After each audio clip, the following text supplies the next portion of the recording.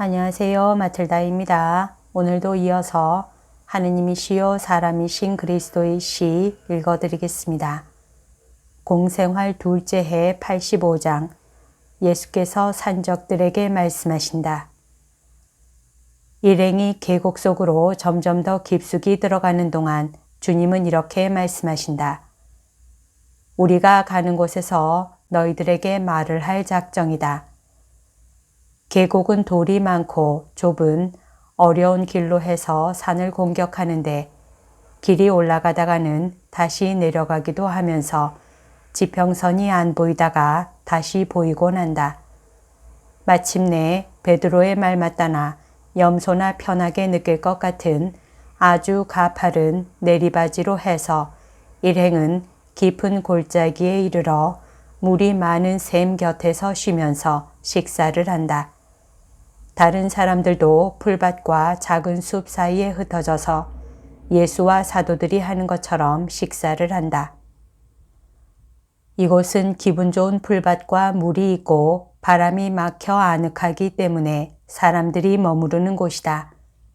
예루살렘으로 가는 순례자들도 있고 아마 요르단 강으로 가는 여행자들도 있으며 성전에서 쓰일 어린 양들을 파는 장사치들도 있고 양떼를 거느리고 있는 목자들도 있다.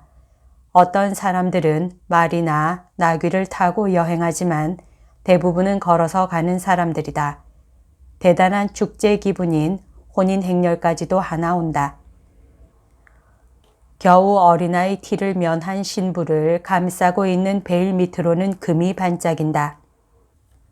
팔찌와 목걸이가 번쩍번쩍하는 나이 지긋한 품위 있는 두 부인과 두 하인 말고도 후행인 것 같은 남자 또 한 사람이 동행한다.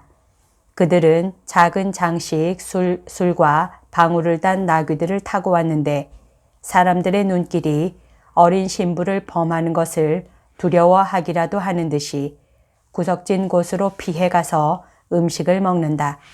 후행인지 친척인지 되는 남자는 여자들이 먹는 동안 위협적인 태도로 보초를 선다. 사실 그들은 매우 강한 호기심의 대상이 된다.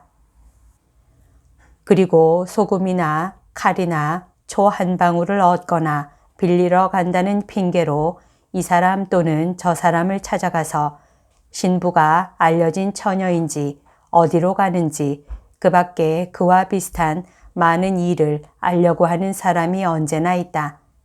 과연 신부가 어디서 오고 어디로 가는지를 아는 사람이 있는데 또한 또 한 사람이 질이 좋은 포도주를 부어주며 일을 시키려고 부추기는 바람에 자기가 아는 것을 모두 이야기하는 것을 대단히 만족스러워한다. 어떤 때는 두 집안과 신부가 궤에 넣어 가지고 가는 혼수와 신랑 집에서 신부를 기다리는 제산 등등 아주 지극히 은밀한 세부 사항까지도 폭로한다.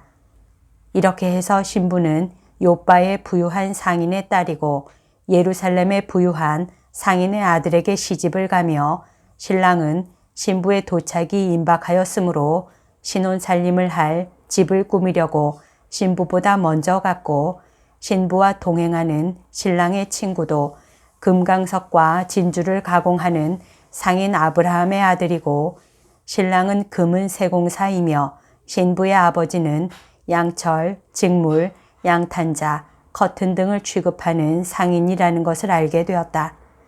수다쟁이가 사도들의 물이 아주 가까이에 있었기 때문에 토마가 그의 말을 듣고 말한다. 아니, 신랑은 레위의 나타나엘이 아니요. 바로 그 사람이요. 그 사람을 아시오. 아버지와 거래를 했기 때문에 아버지는 잘 알지요. 나타나엘은 아버지만큼은 알지 못하고요. 거 아주 부유한 집안끼리의 혼인이군요. 그리고 신부는 행복하지요. 신부는 금을 뒤집어 썼지요. 신부 어머니의 친척이고 신랑 친구의 아버지인 아브라함은 그것을 명예에 관한 일로 여겼고 신랑과 신랑의 아버지도 그랬지요. 저 궤 속에는 금 여러 달란트의 값어치가 들어있다고 해요. 감탄 하고 베드로가 휘파람을 불며 탄성을 올린다. 그리고 덧붙인다. 어디 제일 중요한 상품이 나머지와 어울리는지 가서 자세히 봐야지. 베드로는 토마와 같이 일어나 혼인하러 가는 일행 둘레를 한 바퀴 돌아보려고 가서 보석으로 뒤덮인 손과 손목만이 나타나고 귀와 목에서 반짝이는 빛이 스며 나오는 천과 베일의 무더기 같은 세 여자를 자세히 들여다보고 허세를 부리는 후행의 아래 위를 훑어본다. 그 사람은 어찌나 허세를 부리는지 처녀를 습격하러 간 해적들을 물리치는 것 같다. 그는 두 사도도 의심을 가지고 본다. 그러나 토마는 그에게 디디모라고 하는 토마의 이름으로 레위의 나타나엘에게 안부를 전해달라고 부탁한다. 화해가 이루어졌다. 화해가 너무도 잘 이루어져서 이들이 수다를 떨고 있는 동안 어린 신부는 겉옷과 베일이 벗겨져 내려 육체와 의상의 우아함과 우상과 같은 호화로움을 한껏 뽐내면서 일어나 자신을 과시하게 되었다. 기껏해야 15이나 되었겠는데 눈에 장난기가 어리어 있다. 어린 신부는 부인들이 반대하는데도 불구하고 모양을 낸다. 따내린 머리를 풀었다가 값진 핀으로 다시 정돈하고 보석으로 장식한 허리띠를 졸라매고 신발의 끈을 풀고 벗었다가 다시 신고는 금으로 만든 버클로 꼭 쬐고 그러는 동안 찬란한 검은 머리, 아름다운 손과 우아한 팔, 가는 허리, 잘 발달한 가슴과 둔부, 나무랄 데 없는 작은 발, 쨍그랑거리고 넘어가는 햇빛과 숲에 처음 피워놓은 불빛에 반짝이는 모든 목걸이를 보이게 되었다. 베드로와 토마는 돌아온다. 토마가 아름다운 소녀야 하고 말한다. 더할 수 없이 요염한 여자야. 그 소녀는. 그렇지만 자네 친구 나타나엘은 금을 다루려고 달구고 있는 동안 그의 침대를 뜨뜻하게 유지하는 사람이 있다는 것을 이내 알게 될 걸세. 그리고 그의 친구는 더할 수 없는 얼간이고 신랑은 어린 신부를 잘 맡겼어. 하고 베드로는 동료들 사이에 앉으며 말을 끝낸다. 나는 다른 얼간이에게 말을 시키던 그 사람이 마음에 들지 않아. 하고 바르톨로메오가 투덜거린다. 그 사람이 알고 싶어 하던 것을 다 알고 나자 산 쪽으로 갔어. 여긴 좋지 못한 곳이야. 그리고 산적들이 습격하는 데는 이상적인 때야. 달이 있는 밤에다. 더위로 사람들은 지쳐 빠지고 나무에는 잎이 무성하고 말이야. 이곳이 나는 마음에 들지 않아. 그냥 길을 계속 가는 것이 나았을 거야. 게다가 그 얼간이는 그 많은 재물 이야기를 했지. 그리고 용사인 채 하고 망령들 앞에서는 지키는 사람인 채 하면서 실제로 있는 몸들은 보지 못하는 또 다른 바보는 어떻고. 자, 내가 불을 지키겠어. 누가 나와 같이 가겠어? 하고 베드로가 말한다. 나 시몬 하고 열성당원이 대답한다. 나는 졸음을 잘 견디거든. 여러 사람, 특히 따로따로 여행하는 사람들이 일어나서 작은 떼를 이루고 떠났다. 양떼를 데리고 온 목자들과 혼인하러 가는 집단과 사도들의 집단과 어린 양을 팔러 가는 장사치 3사람이 남아있는데 이 사람들은 벌써 잔다. 어린 신부도 하인들이 친 천막 속에서 부인들과 같이 자고 있다. 사도들은 자리를 구하고 예수께서는 기도하려고 외딴 곳으로 가신다. 목자들은 그들이 있는 곳 한가운데 큰 불을 피운다. 베드로와 시몬은 바르톨로메오에게 수상하게 보인 사람이 사라진 비탈진 오솔길에 불을 또 하나 피워놓는다. 시간이 흘러간다. 그리고 코를 골지 않는 사람도 꾸벅꾸벅 쪼은다. 예수께서는 기도하신다. 완전히 고요하다. 벌써 하늘에 높이 올라온 달빛을 받아 반짝이고 있는 샘까지도 침묵을 지키는 것 같다. 다른 야영지를 완전히 비추지만 비탈은 빽빽한 나뭇잎에 가려 그늘져 있다. 커다란 양 지키는 개가 으르렁거린다. 목자 한 사람이 머리를 든다. 개가 일어서고 등마루에 털이 곤두선다. 개는 떡 버티고 서서 귀를 기울인다. 흥분한 것을 나타내는 은은한 으르렁거림이 더 세어질 때에는 몸을 떨기까지 한다. 시몬도 고개를 들고 졸고 있는 베드로를 흔든다. 거의 들리지 않는 바스락 소리가 숲 쪽에서 들려온다. 선생님을 찾아가서 모시고 오세 하고 두 사람이 말한다. 그와 동시에 목자도 동료들을 깨운다. 그들은 모두 소리를 내지 않고 귀를 기울인다. 예수께서도 사도들이 부르러 가기도 전에 벌써 일어나셔서 두 사도에게로 가신다.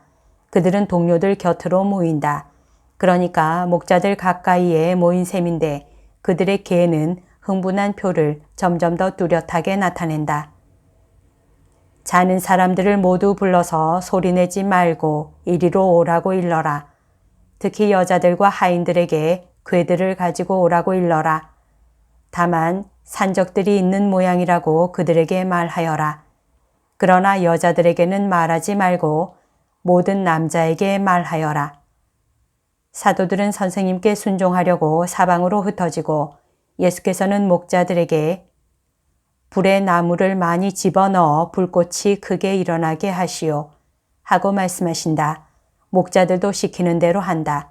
그리고 그들이 몹시 불안해하는 것 같이 보이므로 그들에게 이렇게 말씀하신다. 안심하시오. 당신들의 양털 한 뭉치도 빼앗기지 않을 것입니다. 장사꾼들이 느닷없이 와서 중얼거린다.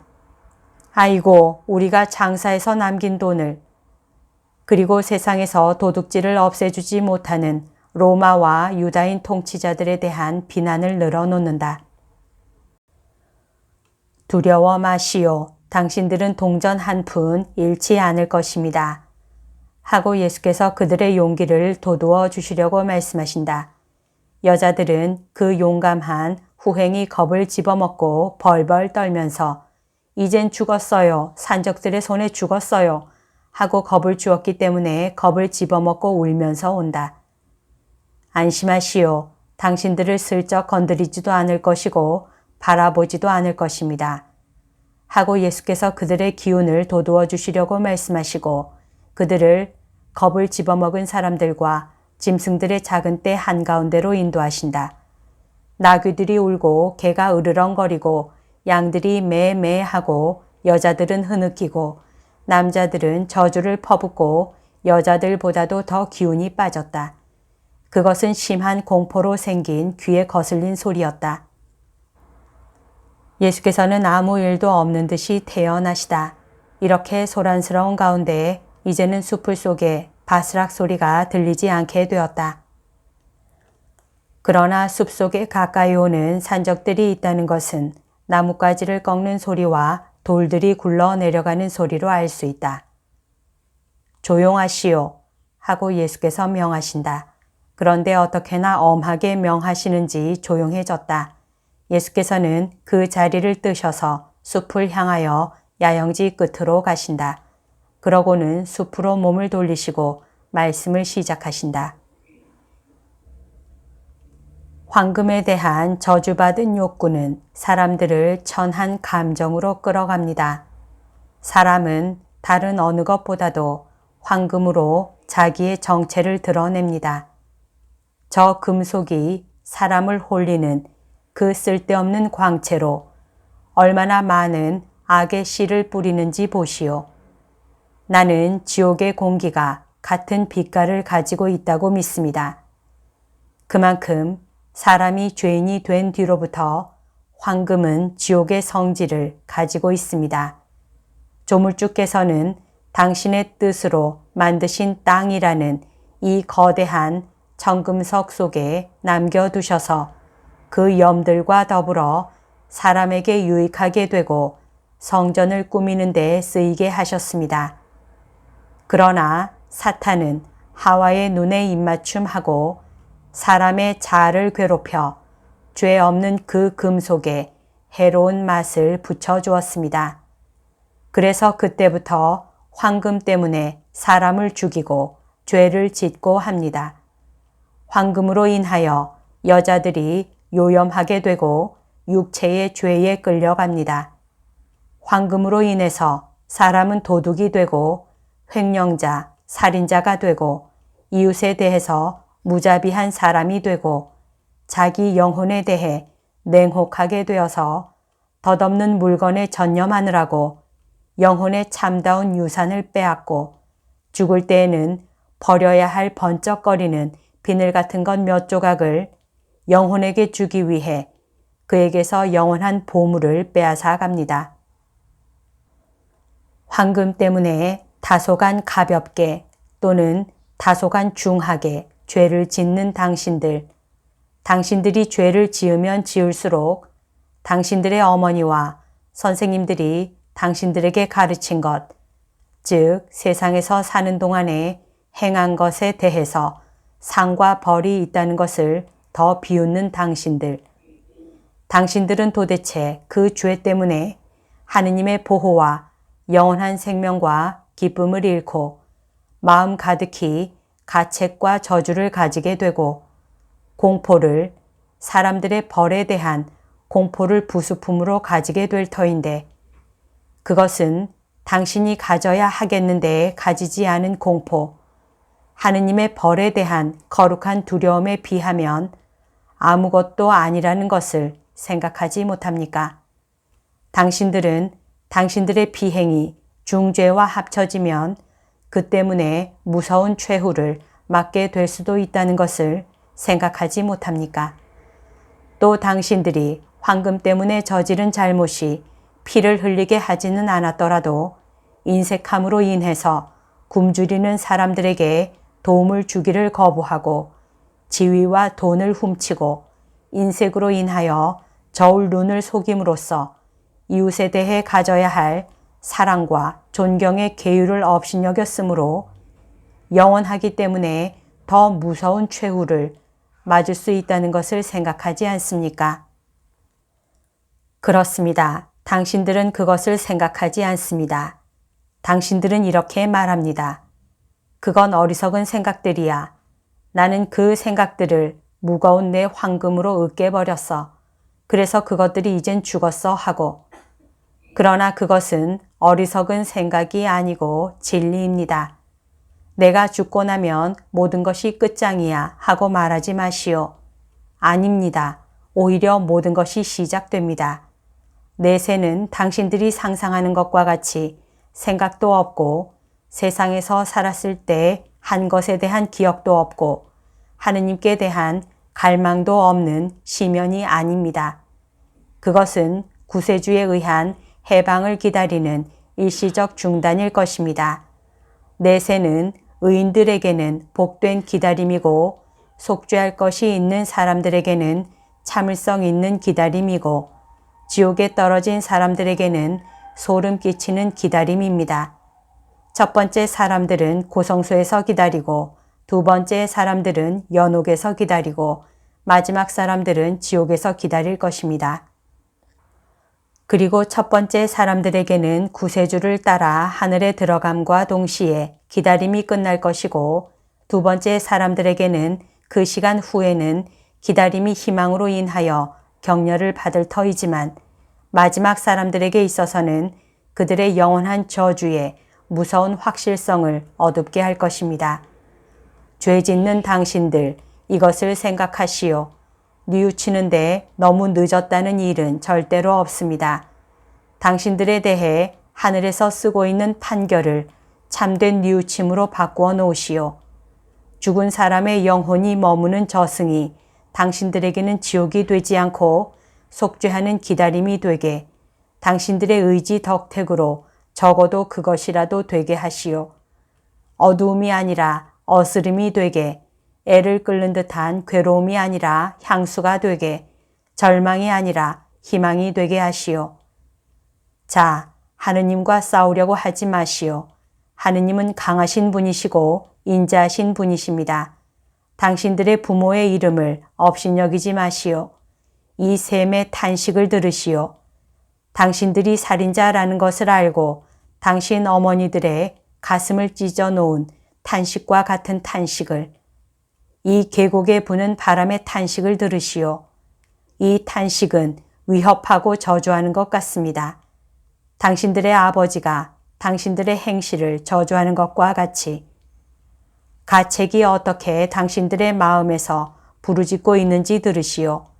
이 세상에서 충분한 얼마 안 되는 것과 하늘에서 가지게 될 모든 것을 가지고 편안한 만족을 누릴 수 있을 터인데 왜 고통을 당하기를 원합니까? 당신들의 정신에 평화를 주시오.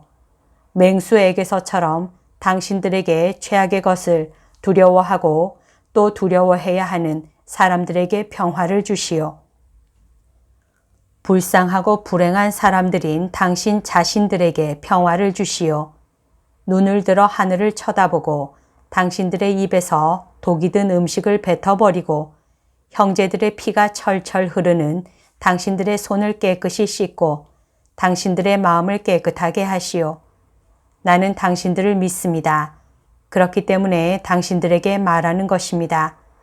온 세상 사람들이 당신들을 미워하고 무서워하더라도 나는 당신들을 미워하지도 않고 무서워하지도 않기 때문입니다.